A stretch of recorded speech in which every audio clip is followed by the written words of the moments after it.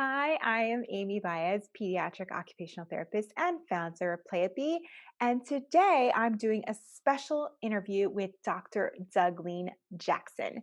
Now, if you're not familiar with her, she has over 20 years of experience working in the occupational therapy field. She primarily works with individuals with neurodevelopmental disabilities, but has worked with people across different community settings and lifespans. Now, she is also the founder of Gifts Institute, and she is providing professional development, advocacy, group and individual therapy, all kinds of wonderful things to our community. And she happens to also be the current president of the Florida Occupational Therapy Association. I've known her for a few years now, and I'm really excited to have a conversation with her. So let's talk to her now. Hi, Douglene. Hi. So I'm really excited to talk to you today. We've known each other for at least a few years now. And I don't think I've ever had like a really long term, like a long conversation with you. I've had like, we keep seeing each other different places and we have these little conversations. But to talk in depth about occupational therapy specifically, I don't think we have. So today is our time to do it. So we're going into, well, at the time that this airs, it'll be Occupational Therapy Month. Yay. And so, yay! So I wanted to talk to a fellow colleague, and who better to talk to than you? So thank you for agreeing to talk to me today. My So pleasure. look, no problem. So one of the first things I usually ask people is to really explain what their topic is, because a lot of times people have their own definition, and occupational therapy is a great one to do because even though we're really familiar with it, a lot of people, as you know, in the community aren't. So I'd love for you to just start out first by giving like your quick definition of what OT is.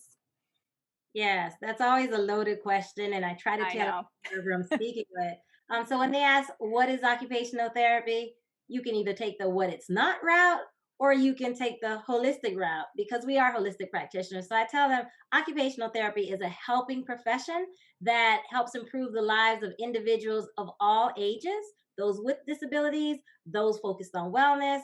We can help prioritize those things identified by you to improve your quality of life. Awesome. Thank you. Yes. And I feel like we work across different types of communities, different lifespans. And I know that your career in particular has that. A lot of us therapists may work in like one field only, but I feel like you have your hand in a lot of different places, especially as a leader. And in the intro to this video, I mentioned that you are currently the president of the Florida Occupational Therapy Association. And congratulations, you also are the first Black OT to hold that position. And I think that that should be noted. So, can you tell us a little bit about how that has impacted you and what that role has meant to you? Yes, I've always been a leader, whether I have a title or not. But when I was approached to become the OT president and run, I thought about it and I was like, yeah, I'll get to it. I'll put my application in. And then I finally did. And it just was the platform to put those things that I've been working on with AOTA into practice at the state level. And anyone who knows me knows I love technology. I've been in telehealth before this boom came about and teaching that to others. But one thing that was passionate for me was connecting us across the state virtually. And my presidency timed right in the midst of the pandemic. Yes. And we had to leverage social media to pivot to disseminate information and Mhm. develop communities of practice. And that's what AOTA had been doing through our pediatric community of practices and looking at ways to maybe pilot in certain areas. And Florida, we're our own country in and of itself. So it's nice that we're now able to connect virtually. And that's been something passionate for me, as well as advocacy. I love advocacy, whether it's for our profession, whether it's at the individual level.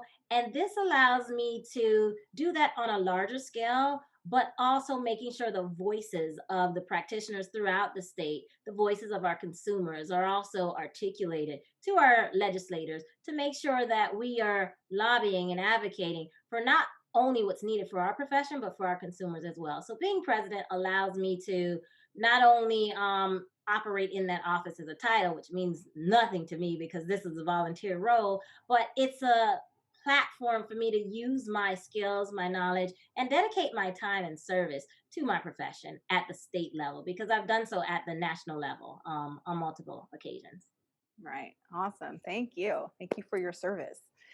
So, Sure. yeah, you just talked about advocacy, and I know that one of the areas you do that in is specifically mentioning the disparities with autistic community and specifically with Black children and Hispanic children. Can you tell me a little bit more about your experience there and how you bring awareness to that? Yes, when I was completing my dissertation for my PhD, I wanted to focus on autism, and those diagnostic disparities is something that was prevalent back then and continues to be a concern right now.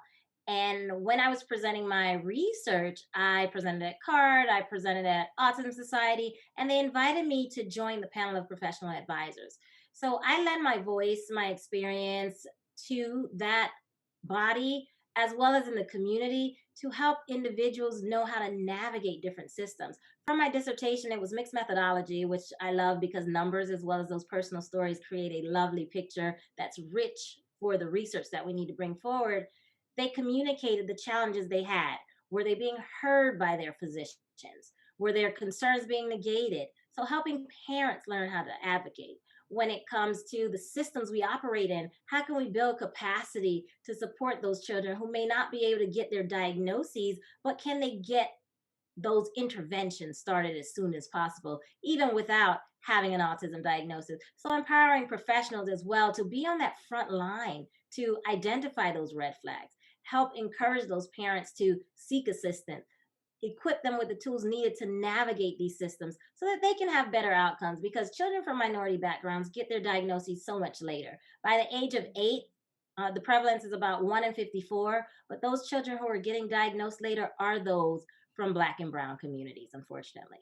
I'm glad you shared that specific statistic because I was going to ask if there was something in particular that maybe people find really surprising or striking. And that is an example right there. So, you were just mentioning about advocacy, and I was, especially with autism, and I know that behavior management is a huge component of working with children with autism and even children without it, right? I often have parents tell me that behavior is their biggest issue in their home. And so I'm always looking for resources related to that. So, because my audience has a lot of parents in it, I was wondering if you could share just a quick tip or two related to behavior management and what you find is really important. Yes, well, I have a background in behavior because before I became an OT, I worked in group homes, working with behavior management plans, updating them, challenging them as well, because I was getting my OT hat and roots situated. But I go back to Behavior 101 and look at the ABCs, the antecedents, the behaviors, and the consequences. And getting parents, teachers, practitioners to understand those basics goes a long way. So that A is, what's the antecedent? What's the stage that was set before that behavior occurred? And then you have the behavior. What was it? And then you look at the consequences, not looking at the negatives, but what happened as a result of that behavior. Did they get a reward out of it? Were there consequences? Did you use positive behavior supports to encourage those behaviors you'd like to see? So, being our detectives and putting on our detective goggles to look at that antecedent behavior and consequence goes a long way. And I also provide parent training groups because there are some manualized approaches that we can use for some tier 1 intervention. So there's triple P, there's stepping stones, which is the special needs version for triple P, but there are various programs out there, and we as practitioners can empower parents. And there's others that they can take for themselves to build their capacity. So knowing what's evidence based, what's out there for them to take control of that and not only rely on us as professionals to empower them, but provide them with those tools. So there are modules parents can watch, but behavior, as you mentioned, is a big concern, and behavior is a part of everything. And from a behavior lens, they feel as though since behavior is a part of everything, they can address everything. But it's nice to see when all of our professions work together and Mhm. parents prioritize what their concerns or needs are and pick those professions that are best equipped to meet those specific skills and demands. Yeah, I often feel as a therapist, I'm always advocating for getting the behavior management from other sources as well, because I feel like then I can concentrate on the things that I'm really specialized at a little bit more. So whenever I can get in another professional to help, I'm like, yes, please, yes, please. Let's get them all in here so that we can all have a little bit of time, because often insurance doesn't cover, enough hours to get everything addressed when we have a child who has multiple areas of concern. So yeah, it's really important. So tell Yeah. me, what else are you passionate about? I know you have this business of yours, a Gifts Institute. Tell us a little bit about that and what really is like your most passionate part of it. Yes. I recently rebranded my business because it was Global Interventions for Therapy Services, hence the gifts. And that was one on one, providing services one on one. And there's only so much of me to go around. And I'd have a lot of practitioners reach out to me for advice on different things, as well as newer therapists who want mentorship. And I think in acronyms, and I'm good at packaging knowledge in a succinct way for others to understand it. So when I rebranded my company, Gifts Institute, it's to improve lives for individuals as well as organizations. So I provide a lot of professional development in different spaces. So my expertise is assistive technology, pediatrics, autism, blending behavior with occupational therapy and technology, and how we can leverage all of those together, as well as promoting organizations when they're looking to build their capacity of their providers, even in the diversity, equity, inclusion, and anti discrimination space. So I've been providing a lot of professional development, but my true passion is having a global outreach for my services. And I have clients abroad. So not only in the United States, I'm licensed in Florida and Georgia, so I know those rules, and you must be licensed where you practice, but exploring Mhm. those in other countries as well, because our profession isn't always there. And families do need support. So I've taken a global reach to provide my services to build capacity of providers living there in those places, as well as helping those families who can't find providers in those areas. So besides professional development, providing individual as well as group interventions. I also love research. So I have several things in the pipeline to research some of the frameworks that I've developed in the assistive technology as well as telehealth space, and continuing to follow my passion for community engagement. So, above all else, it's about serving community. It's about working with community to provide the services that they express they need and not what I think they need. And being Mhm. sure that I have my skills and practice rooted in evidence. So, research is my passion, technology is my passion, and service as well. We have so much in common. We're like multi-passionate. We're both solopreneurs. And I also love acronyms. Anybody who's been on this channel long enough knows I love me some acronyms. So that's wonderful. I also have something else in common with you, and on a more personal level. We both happen to both have Graves' disease and have been a bit open about that. I mean, mine started when I was a child, so I wish I had someone who was, I could identify with when I was a kid. But I know that you have a hashtag out there that's really positive and empowering. So why don't you share a little bit about that really quick? Yeah, so I use two hashtags usually, great with Graves, and then the other one is track the storm.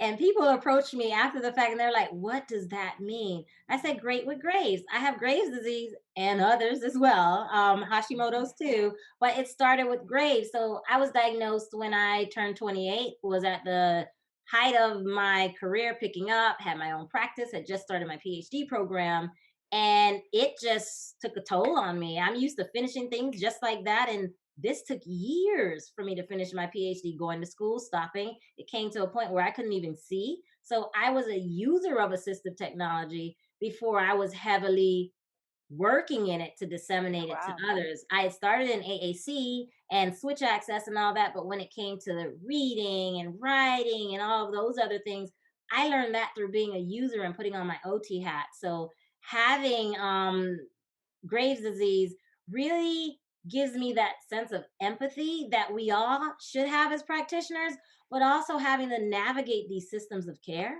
that we say, oh, just do this and that. And when you're a consumer of care, you realize that it's so much more to it when it comes to the advocacy piece. And Mhm. people always ask me, so do you have a disability? Don't you have a disability? I'm like, on any given day, I don't know which side of the fence I'm going to fall on, but I use that hashtag to let others know that you can have disabilities, you can have diagnoses that you might not be your best every day. I follow spoon theory. So for those who might not be familiar with that, you wake up with 20 spoons and you might use 5 of them getting dressed and you've still got to make it throughout the day. But I remind myself that I'm great with graves. And that means that I might not be able to get all the things I need to accomplish when I want to, but thankfully I can. But I'm always mindful to work within my limits. Remember to practice that self care. And a part of my business also is teaching practitioners and teaching families to be intentional about their self-care. I'm also a massage therapist. Many people don't know that, but I What became else do you do? I know. I love wellness. And it's funny how life comes full circle, right? You go and you get these skills because you want to help others. But then when it comes back to you needing to help yourself, it's nice that I can draw on what I know. I can continue to build on my certifications to help people. Just like you said, you as a child were diagnosed and didn't have anyone to look up to relate with your condition and things you might be experiencing. Social media has lots of groups you go in, and some of them leave you feeling like, oh my gosh, am I going to die tomorrow?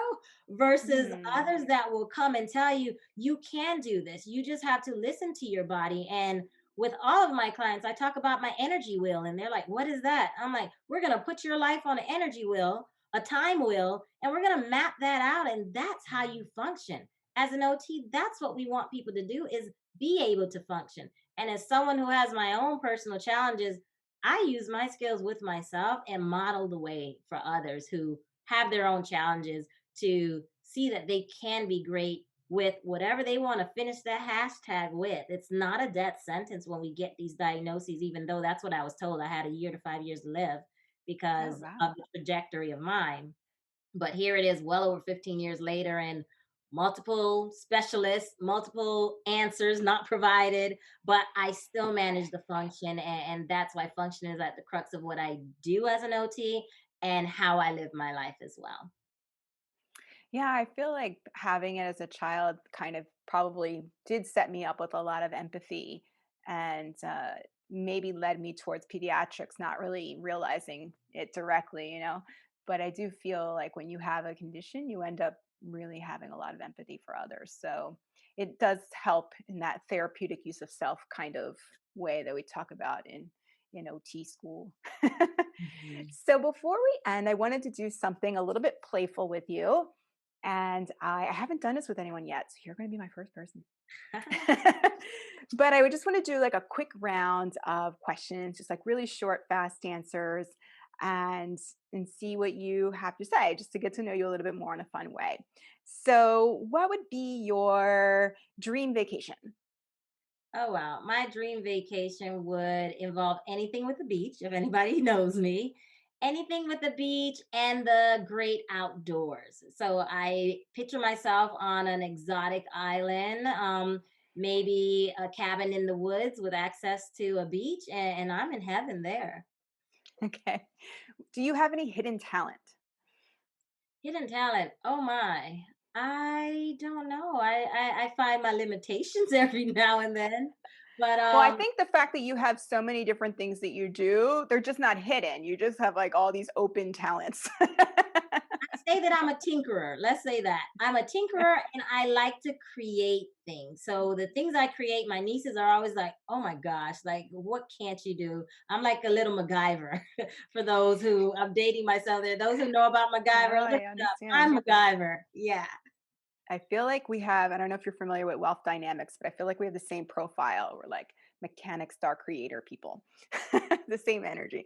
All right. What would be your favorite toy or game?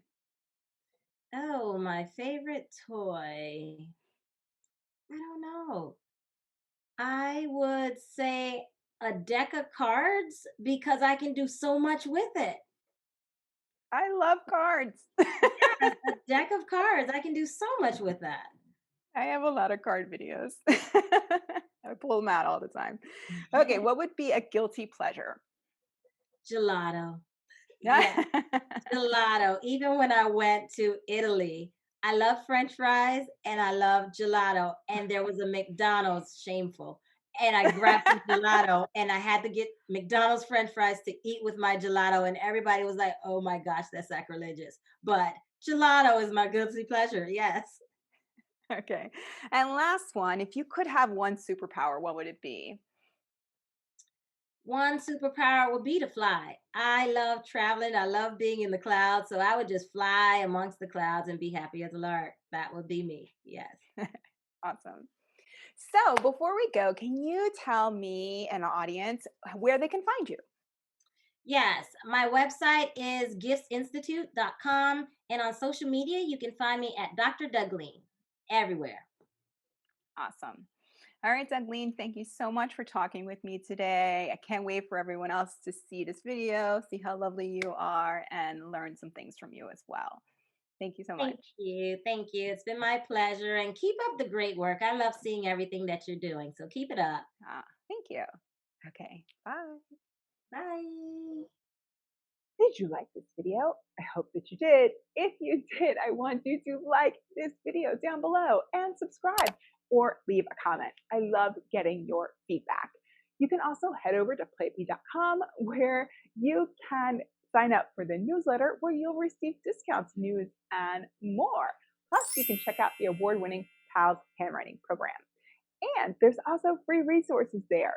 So be sure to mill about and check it out and see what we have to offer.